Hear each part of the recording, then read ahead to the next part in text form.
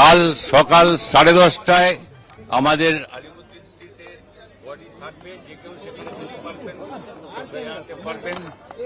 এবং তারপরে আমরা বডি যেহেতু ডোনেট করা আছে, সেই বডিটা ডোনেশন করে আমাদের কালকে এই প্রোগ্রাম, কারণ অনেকে বাইরে থেকে আসবেন, রাজ্যের বাইরে থেকে, দিল্লি থেকে ইত্যাদি, সেই জন্য আজকে আমরা বডিটা রেখে দিচ্ছি।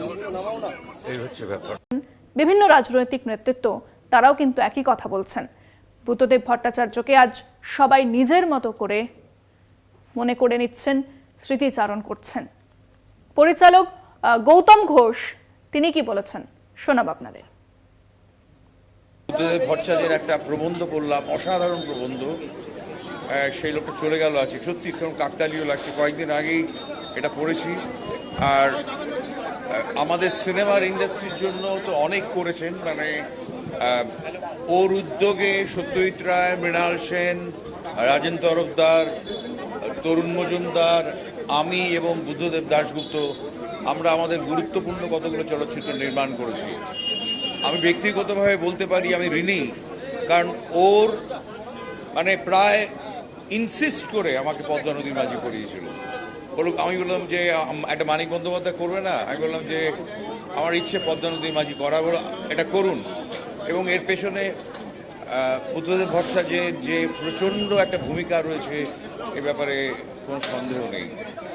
তা একজন সংস্কৃতবান মানুষ চলে গেলেন, কবি, প্রাবন্ধিক এবং অত্যন্ত মানে সৎ একজন বিচক্ষণ মানুষ।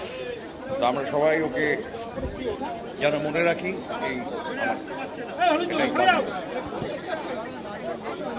তার যে দপ্তর থেকে তিনি কাজ করেছেন অসুস্থ হওয়া আগে পর্যন্ত, দিন পর্যন্ত।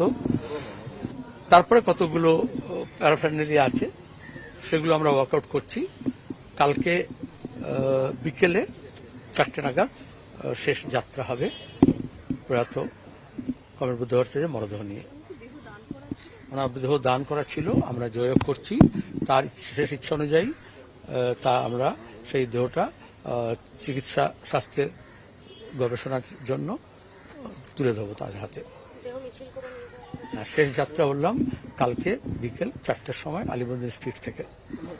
তার অবদান, তার কাজকর্ম, তার সততা, তার নিষ্ঠা, তার ভূমিকা রাজনৈতিক নেতা হিসেবে, যুব আন্দোলনের নেতা হিসেবে, রাজ্যের প্রশাসক হিসেবে, জনপ্রতিনিধি হিসেবে, একজন মানবদরদী মন নিয়ে একজন নিষ্কলঙ্ক, নিষ্পাপ, সৎ নেতা হিসেবে আমাদের মধ্যে অমর থাকে।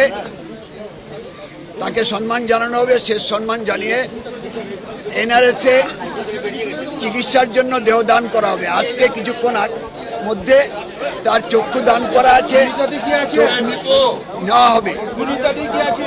স্বাভাবিকভাবেই এই সময়ে আমাদের পার্টি, ভারতের কমিউনিস্ট পার্টি, মার্ক্সবাদী আজকে এবং কালকে তার শেষকৃত্য সম্পন্ন হওয়া পর্যন্ত পার্টির পতাকা অর্ধনমিত থাকছে, শোক পালন করা হচ্ছে।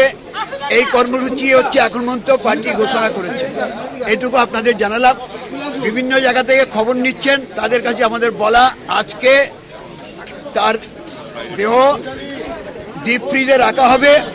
কালকে শেষকৃত্য এবং সম্মান জানাবার জন্য যা যা ব্যবস্থা সব ঘোষণা করা হবে, কালকে সেটা সম্পন্ন হবে, আজকে হচ্ছে না।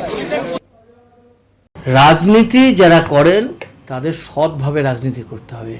মানুষের সঙ্গে কথাবার্তার বাচন ভঙ্গিটা অনেক সুন্দর রাখতে হবে এবং রাজনীতিটাকে সৌন্দর্যমণ্ডিত করা দরকার। এটাই ছিল ওরা সবচেয়ে বড় শিক্ষা।